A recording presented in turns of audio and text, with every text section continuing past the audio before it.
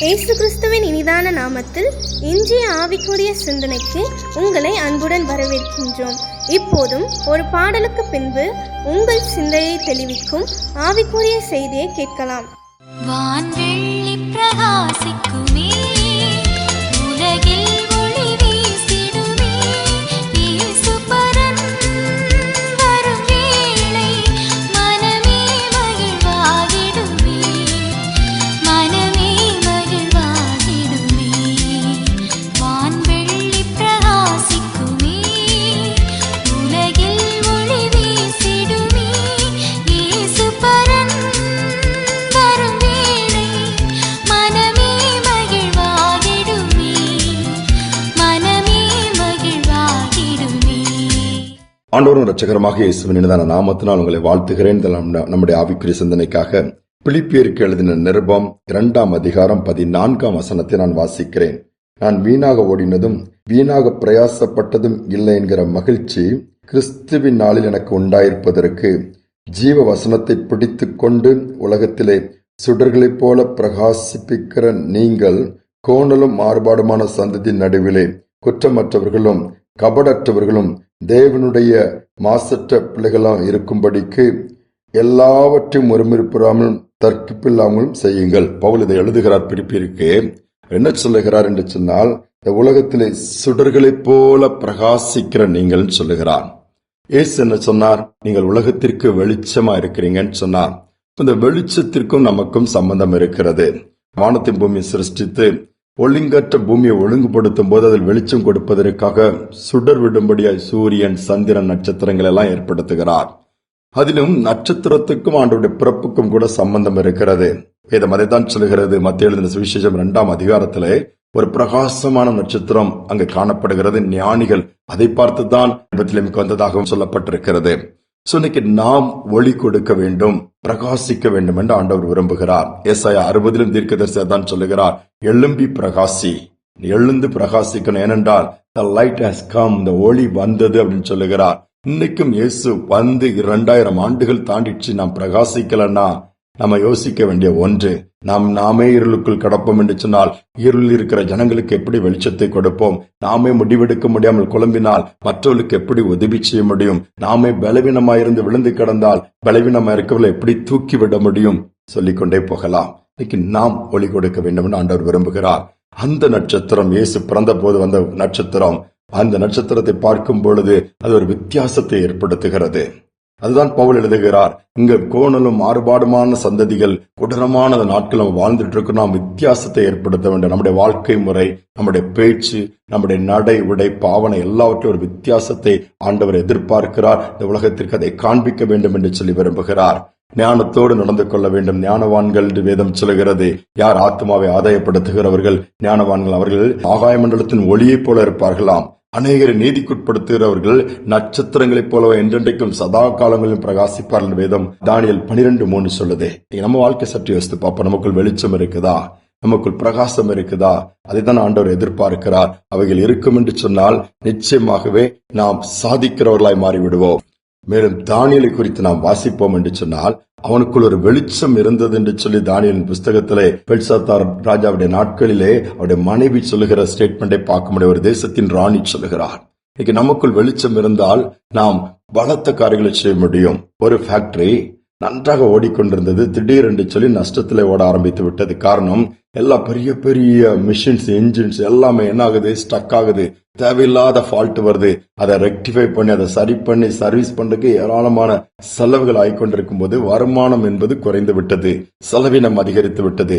பெரிய பெரிய டெக்னாலஜி, பெரிய பெரிய இன்ஜினியர்ஸ் வச்சுலாம் பண்ணி பார்த்தாலும் சில காரியங்களை செய்ய முடியவில்லை. இவங்க எதிர்பார்த்த அவுட்புட், அந்த ரிசல்ட் அதுல இல்ல.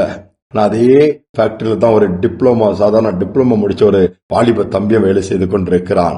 இவன் எப்பொழுதும் ஜெபிப்பான், எப்பொழுதும் ஆண்டவரை சார்ந்து கொள்வான். ஃபர்தரா படிக்க வைக்க அவங்க வீட்டுல வசதி கிடையாது. நல்ல ஆண்டவரே பார்த்து ஓடுகிற அந்த வாலிபனுக்குள்ள ஆண்டவர் ஒரு ஞானத்தை, ஒரு வெளிச்சத்தை கொடுத்திருந்தாரு. மற்றவங்களுக்கு முதலில் அதை புரிந்து கொள்ளவில்லை. இவன் தானே இந்த பையன் இவ்வளவுதானே படிச்சிருக்கிறான், இவனுக்கு அந்த அளவு எக்ஸ்பீரியன்ஸ் கிடையாது, இவனுக்கு என்ன தெரியும். ஆனால் ஆண்டவர் அளவில்லாத ஞானத்தை அந்த சகோதரனுக்குள் ஊற்றி வைத்திருந்தாராம். பாருங்கள், எது எது முடியாதுன்னு தூக்கி போட்டாங்களோ இவன் அப்படியே அதை பார்த்துட்டு போகும்போது இவ்வளவு பெரிய இன்ஜின்லாம் இப்ப வேஸ்டா போத, இதெல்லாம் போய் இவனுக்குள்ள ஒரு பாரம் உண்டு. உண்மையில ஆண்டவர் கூட இருந்தார்னா நம்ம அலுவலகத்தின் பொருட்களை கூட நம்ம ஹேண்டில் பண்றதுல ஒரு கவனம் இருக்கும். வேஸ்ட் பண்ண மாட்டோம், அதை வீணாக்க மாட்டோம், தூக்கி போட்டுற மாட்டோம். அது கிடைக்க நமக்குன்னு வந்து போச்சு அந்த எண்ணம் இருந்தாலே ஆண்டவர் உங்ககிட்ட இல்லைன்னு தான் அர்த்தம். நம்ம பொருள் நம்ம வீட்டுல எவ்வளவு கவனமா எவ்வளவு காசு கொடுத்து வாங்கியிருக்கோம் தெரியுமா? இதை உடைச்சிட்டிய, இதை நாசம் பண்ணிட்டீங்கலாம் திட்டுவோம். ஆனா அலுவலகத்தினுடைய பொருட்கள் அல்லது மற்ற இடத்துல உள்ள பொருட்கள், அரசாங்கத்தின் பொருட்களை நம்ம எப்படி பார்க்கிறோம்? அதை அலட்சியப்படுத்தோம்னு சொன்னா நமக்குள்ள சம்திங் ராங். அந்த வெளிச்சம் ஞான ஆண்டவர் நம்மோட நடத்தல் இல்லைன்னு தான் அர்த்தம். இப்ப இந்த வாலிபர் தம்பிக்கு ரொம்ப வேதனை. இவ்வளவு வீணா போதை ஆண்டவரேன்னு ஜெபிக்கும் போது ஆண்டவர் சொன்னாரா, நான் உன்னை கொண்டு அதெல்லாம் சரி பண்ண போறேன். பண்ணதான் என்ன கொண்டு எப்படிப்பா முடியும்? நான் சாதாரண டிப்ளமா தானே, நீ போ உன்னை நடத்துவேன் போது அவன் போய் என்ன பண்றான், அவனுடைய மேனேஜர்கிட்ட கேட்கறான், நான் இதை போய் கொஞ்சம் சரி பண்ணுமா? அவர் சிரிக்கிறாரு, டேய் நாங்கெல்லாம் இன்ஜினியரிங் முடிச்சு என்னெல்லாம் பண்ணிட்டு பெரிய பெரிய ஆளு கூட வெளிநாட்டுல இருந்து அந்த இன்ஜினை ரெடி பண்ண கம்பெனிக்காரனே வந்து முடியல, வேணா என்ன பண்ணது கையெல்லாம் கடைக்கு தான் போகுது பண்ணி எல்லாத்தையும் சரி பண்ண ஆரம்பிச்சானா. இவன் கைப்பட்டு ஆரம்பிச்சது தொட்ட காரியங்கள் எல்லாமே என்னாச்சு, மிளற ஆரம்பிச்சிருச்சுது, ஓட ஆரம்பிச்சிருச்சுது. ஃபேக்டரி எம்டியை திரும்பி பார்க்கிற அளவுக்கு யார் அந்த வாலிபன்? அவனுக்குள்ள இருக்க வெளிச்சம் பிரகாசிக்க ஆரம்பிச்சிருச்சுது.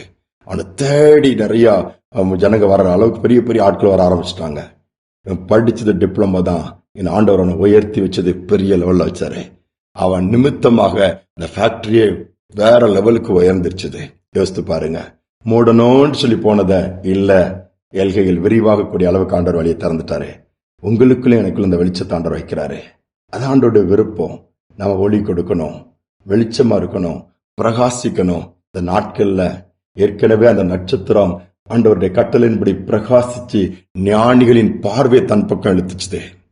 இன்னைக்கு நாம பிரகாசிக்கும் போது உலகத்தை நோக்கி நம்ம பார்க்க மாட்டோம், உலகம் நம்மளை பார்க்கிற அளவுக்கு மாறிடும். இயேசுவே பார்க்க முடியும். அதனால இந்த நாள்ல நம்ம தாழ்த்தி ஆண்டவர்களை ஒப்பு கொடுத்து, ஆண்டவரை எங்களை பிரகாசிப்பிக்க பண்ணுங்கப்பா. நாங்க மங்கி எரிகிற திரிய போல வேண்டாம், நெறிந்த நாணலை போல வேண்டாம், பிரகாசமா நாங்க எரியணும். அப்படிப்பட்ட ஒரு விளக்காக, அப்படிப்பட்ட ஒரு நட்சத்திரமாக சுடர்விட கிருபை கொடுங்கன்னு கேட்போமா? அன்பின் தகப்பனே, இந்த காலை நேரத்தினுடைய சமூகத்துல தாழ்த்தி வரோம்ப்பா. என்னுடைய ஞானத்தை கொடுக்கும் போது, உடைய வல்லமை கொடுக்கும் போது, உடைய ஆவியை ஊற்றும் போது, எங்களுக்குள்ள வெளிச்சத்தை வைக்கும் போது நாங்க தடுமாற மாட்டோம்ப்பா. இருள இருக்கிறவங்க தான்ப்பா தடுமாறி விடணும். வெளிச்சம் இருக்கிற இடத்துல தெளிவு இருக்கும், குழப்பம் இருக்காது, வழி தெரியும், தொடர்ந்து முன்னேற முடியும். அந்த கிருபையை கேட்டுக்கொண்டிருக்க இந்த ஒவ்வொரு பிள்ளைகளுக்கு நீங்க கொடுங்கப்பா. எனக்கு இது ஒண்ணுமே தெரியல, இதை ஆபரேட் பண்ண தெரியல, இது எனக்கு புரியல, எப்படி படிக்கணும்னு தெரியல, எப்படி ஹேண்டில் பண்ணணும்னு தெரியல, குழப்பத்துல பயந்து இருக்கிற பிள்ளைகளுக்கு நம்முடைய ஞானத்தை நீங்க ஊற்றி கம்பெனிகள்ல, அலுவலகங்கள்ல, வீடுகள்ல, கல்லூரிகள்ல உடைய பிள்ளைகளுக்கு ஒரு பெரிய வித்தியாசத்தை ஏற்படுத்துங்க. நாம மகிமைப்படட்டும். பிள்ளைகளுடைய வெளிச்சம் இந்த இடங்கள்ல போகிற இடங்களை ஒதுக்கட்டும். அற்புதங்கள் நடக்கட்டும். துதிகனமே ஏற்றுக்கொள்ளும் இயேசுவின் நாமத்தில் பிதாவே, ஆமேன், ஆமேன். வெளிச்சமா இருக்கும்படியாய் தன்னை கொடுத்த இயேசுவானவர் விரும்புகிறார். நாம் வெளிச்சம் கொடுப்போம். சிந்தனையோடு இந்த நாளை தொடர்வோம். மீண்டும் நாளை தினம் சந்திப்போம். ஜீவ வார்த்தைகள் பிடித்துக் கொண்டு சுடர்களாய் உலகிலே ஒளி வீசுவோம். ஜீவ வார்த்தைகள் எடுத்துக் கொண்டு சுடர்களாய் உலகிலே ஒளி வீசுவோம். ராஜா வருகிறார், இறையில் வருகிறார், ஆயத்தம் ஆயத்தமாவோ.